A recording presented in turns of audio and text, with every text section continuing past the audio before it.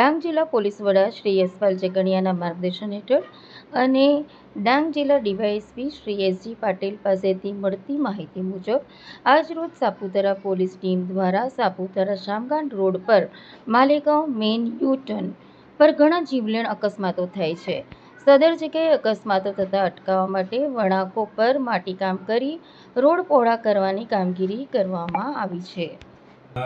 ડાંગ જિલ્લાના પોલીસ અધિક્ષક શ્રી યશપાલ જગણિયા સાહેબના માર્ગદર્શન હેઠળ સાપુતારાની પોલીસ ટીમે સાપુતારાથી શામગામ જતા નેશનલ હાઈવે ઉપર કેટલાક જે વળાંકો જે છે એ વળાંકોમાં બે જગ્યાએ બ્લેક સ્પોટ આવેલા છે જ્યાં વારંવાર અકસ્માતો થાય છે.